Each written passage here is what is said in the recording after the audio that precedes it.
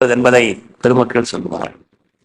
நோன்பினுடைய பயன்களில் எல்லாம் உன்னதமான பயன், நோன்பினுடைய பயன்களில் எல்லாம் உன்னதமான பயன் லஅல்லக்கும் தத்தகூன். அல்லாஹ் சொல்லுவார், நீங்கள் இரையச்சம் உள்ளவர்களாக ஆக வேண்டும் என்பதுதான். அல்லாஹ் நம்மை அப்படி கபூல் செய்தருள்வார்.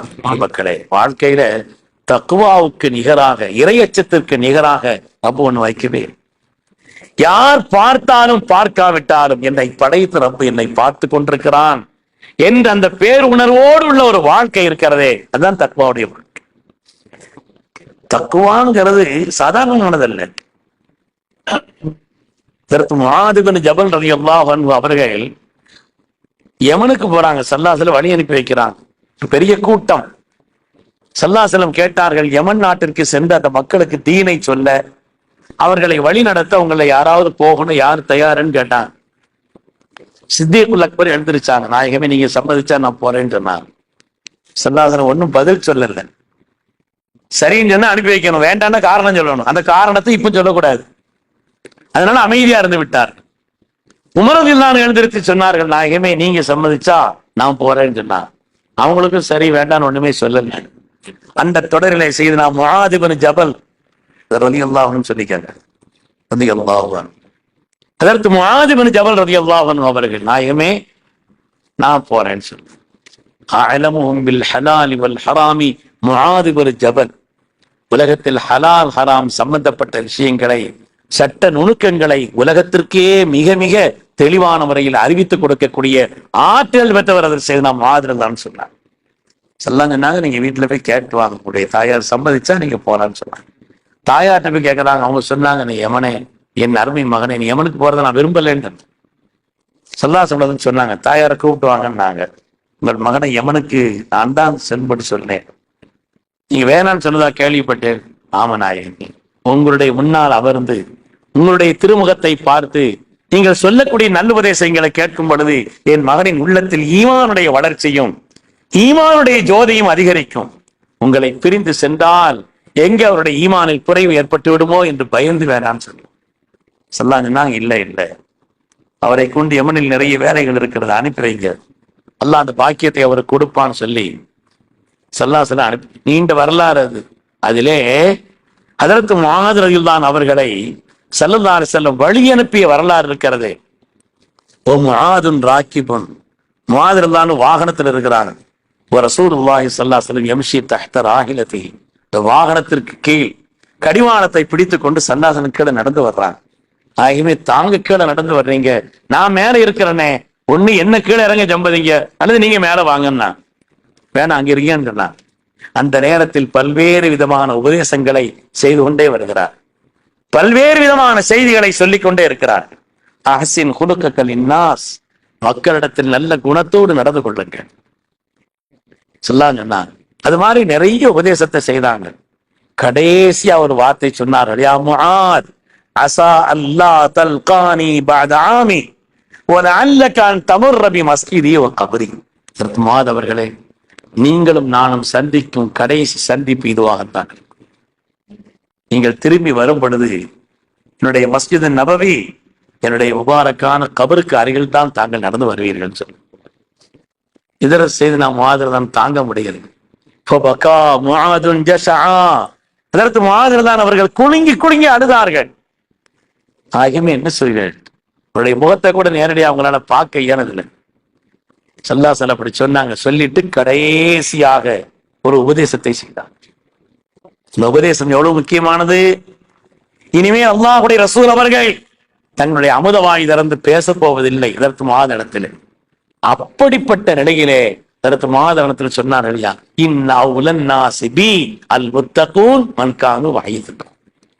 அவர்களே, என்னுடைய நேசத்தை பெற்றவர்கள், என்னுடைய நெருக்கத்தை பெற்றவர்கள் யார் என்று சொன்னால் அல் முத்தகூன், தக்வா உள்ளவர்கள்.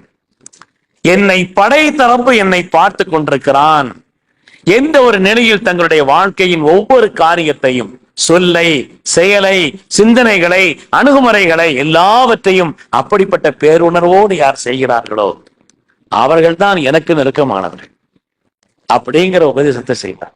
அப்படியானால் தக்வா என்பது எவ்வளவு அடித்தளமானது.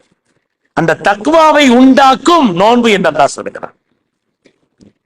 தக்வா வேண்டாம். குர்ஆன் ஷரீஃபிலே அல்லாஹு தஆலா முன்னால் உள்ள சமுதாயத்திற்கும் உங்களுக்கும் ஒரு உபதேசம் செய்கிறான். குர்ஆன்ல எத்தனை உபதேசங்கள் வருகிறது, ஆனால் உபதேசம் செய்வதாக சொல்லி அல்லாஹ் சொன்ன ஒரு உபதேசம் தக்வா. وَلَقَدْ وَصَّيْنَا الَّذِينَ أُوتُوا الْكِتَابَ مِنْ قَبْلِكُمْ وَإِيَّاكُمْ أَنِ اتَّقُوا اللَّهَ. உங்களுக்கும் உங்கள் முன்னால் உள்ள எல்லோருக்கும் அல்லாஹ் சொல்லக்கூடிய உபதேசம், நீங்கள் இறையச்சம் உள்ளவர்களாக தக்வா உள்ளவர்களாக ஆகுங்கள் என்றுதான் சொல்றேன். ஒவ்வொரு ஜும்மாவுடைய குத்துபாவிலும், ஜும்மாவில் 5 விஷயங்கள் முக்கியமானது.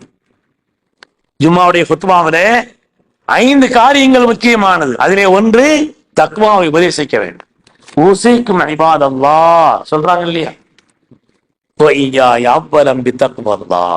அல்லாஹ்வுடைய அச்சத்தை கொண்டு எனக்கும் உங்களுக்கும் நான் உபதேசிக்கிறேன் என்று சொல்கிறார்களே, அந்த தக்வாவை வசியத்து செய்வது இமாம் ஷாஃபி ரஹ்மத்துல்லாஹி அலைஹி ஃபர்து என்று சொல்வார். குத்பாவுடைய ஃபர்துகளில் ஒன்றாக சொல்வார். அதனாலே அந்த தக்வாவை தரக்கூடிய மகத்தான சாதனம், வலிமை மிக்க சாதனம் நோன்பு என்று அல்லாஹ் தஆலா அருள்மறையிலே சொல்கிறார். புனிதமான ரமலான் நமக்கு தரக்கூடிய சன்மானங்களிலே, நமக்கு தரக்கூடிய மகத்தான பாக்கியங்களில் பிரதானமானதும் உன்னதமானதும் சங்கையான ரமலானிலே நோன்பு. அல்லாஹ்வை பெற்றுக்கொள்வதற்கும் ரப்பினுடைய திருப்தியின் அடிப்படையிலே பூரணமாக நாம் நோன்பு நோற்பதற்கும் அல்லாஹ் நசீபை தந்தருள் புரிவாராக. நாம் எல்லாம் அப்படிப்பட்ட ஒரு தாயிகளாக இஸ்லாமிய மார்க்கத்தினுடைய இந்த அடிப்படைகளை நம்ம வேலை செய்யற கம்பெனிகளா இருக்கலாம், எங்கேயா இருந்தாலும் இவர் நோன்பு வைக்கிறவர், இவர் ஒரு முஸ்லீம், இவர் இறை கட்டளை நிறைவேற்றுபவர் என்ற ஒரு நிலையை அவங்களுடைய கல்வில கூட பதிய வைக்கணும். ஃபர்லான அமல்கள்ல முகஸ்துதிலாம் கிடையாது. நஃபில்ல வேணா நோம்பான்னா தெரியாம கூட இருக்கலாம். ஆனால் ஃபர்லான அமல்களை பொறுத்தவரையிலே யாருக்கும் தெரியக்கூடாது. ஜமாத்துங்க சேர்ந்து தொடர்ந்து தொழுகையில முகஸ்துதி கிடையாது, ஹஜ்ஜில முகஸ்துதி கிடையாது, ஜக்காத்தை நிறைவேற்றுவதில் முகஸ்துதி கிடையாது, நோன்பிலும் முகஸ்துதி கிடையாது. ஃபர்லான அமல் அது. அதனாலே நம்முடைய அந்த மேலான கட்டளையை, இறை கட்டளை நிறைவேற்றுகிறோம் என்பதை நம்முடைய உள்ளத்திலும் ஆழமாக பதிவிக்க வேண்டும். மற்றவருடைய உள்ளத்திலேயும் கூட இவர் மார்க்கத்தை பேணுபவர் என்ற ஒரு நிலையிலே அப்படிப்பட்ட ஒரு தன்மையை நம்முடைய வாழ்க்கையில் செயல்படுத்தக்கூடியவர்களாக இருக்கிறேன். ரமலான் தரக்கூடிய மகத்தான சன்மானம், பிரதானமான சன்மானம் நோன்பு என்பது. அல்லாஹு தஆலா மூசா அலைஹிஸ்ஸலாம் இடத்தில் தௌராத்தை கொடுப்பதற்கு முன்னால் நோன்பு வச்சுட்டு வாங்கன்னு சொன்னான். அல்லாஹ்வுடைய வேதம் வழங்கப்பட போகிறது, அதற்கு முன்னால் நோன்பு வைத்துக் கொண்டு வாருங்கள். 30 நோன்பு வச்சாங்க, இன்னொரு 10 நோன்பு வைங்கன்னு அல்லாஹ் தஆலா சொன்னான். மீண்டும் 10 நோன்பு வைத்துக் கொண்டு ரப்பிடத்தில் உரையாடுவதற்கும் வேதத்தை பெறுவதற்கும் சென்றார். அதனாலே நோன்பு என்பது ரப்பிடத்தில் மிகப்பெரிய அந்தஸ்திற்குரியது. அதற்கு ஈடாக நிகராக ஒரு அமலை அல்லாஹ் வைக்கவே இல்லை. அதனால்தான் கருணையே உருவான காருண்ய வள்ளல் சய்யிதுனா முஹம்மது ரசூலுல்லாஹி ஸல்லல்லாஹு அலைஹி வஸல்லம் அவர்கள் அல்லாஹ் குர்ஆனிலே ரഊஃபுர் ரஹீம் என்று சொல்கிறார். கருணையாளர், தன்னுடைய திருநாமத்தை எடுத்து சொல்கிறார். அல்லாஹ்வுடைய திருநாமங்கள்ல உள்ளது இல்லையா அங்க ரஹீம்ங்கிறது, பிஸ்மில்லாஹிர் ரஹ்மானிர் ரஹீம். அது மாதிரி அஸ்மாஉல் ஹுஸ்னாவுல உள்ளது ரഊஃப், தன்னுடைய திருநாமத்தை அல்லாஹ் சொல்கிறார். லகத் ஜாஅக்கும் ரசூலும் மின் அன்ஃபுசிக்கும் அஸீஸுன் அலைஹி மா அனித்தும் ஹரீஸுன் அலைக்கும் பில் முஃமினீன ரഊஃபுர் ரஹீம். அடியார்கள் மீது கருணை கொண்டவர்கள், எல்லோரும் சொர்க்கத்திற்கு செல்ல வேண்டும் என்ற தேட்டம் கொண்டவர்கள், இந்த உம்மத்திற்கு எந்த காரியம் கஷ்டமாகிவிடக் கூடாது என்று எண்ணக்கூடியவர்கள். அதெல்லாம் தூங்கிட்டு இருந்த ஆளை கூட தான் எழுப்பல சல்லாசல்லாம். இன்னொரு ஆளை சொல்லி எழுப்ப சொன்னாங்க. ஒருவேளை தூக்கத்தினுடைய கலக்கத்துல போங்கன்னு எதையாவது சொல்லிட்டா அது வேற மாதிரி அவருக்கு பாவம் வந்து சேர்ந்து விடும். தங்களுடைய ஹயாத்துல சல்லாதன ஒரு தடவை கூட பாங்கு சொல்லல. ஏன் சொல்லல, ஹய்யா அலஸ் ஸலா அப்படின்னு சொன்னாங்கன்னா அதை கேட்டு அடுத்து எந்த வேலையும் செய்யக்கூடாது, இங்க வந்து ஆகணும், வேற எந்த வேலையும் செய்ய முடியாது.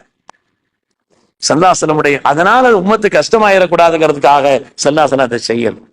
உண்மையானவர்களே, அப்படிப்பட்ட கருணையின் திரு உருவான காருண்ய வள்ளல் சய்யிதுனா முஹம்மது ரசூலுல்லாஹி ஸல்லல்லாஹு அலைஹி வஸல்லம் அவர்கள் யார் ரமலானை பெற்றுக்கொண்டோம், ரமலானை ஒருவர் பெற்று அந்த ரமலானுடைய மாதத்திலே அல்லாஹ்வுடைய மகஃபிரத்தை பெறக்கூடிய வழியை நோன்பை நோற்காமல் நல்ல காரியங்களை செய்யாமல் வீணாக்கி விட்டால் அல்லாஹ்வுடைய சாபம் உண்டாகட்டும்னு ஜிப்ரீல் அலைஹிஸ்ஸலாம் ஓத ரசூல் ஆமீன் என்றால் அது எவ்வளவு கடுமையான எச்சரிக்கை.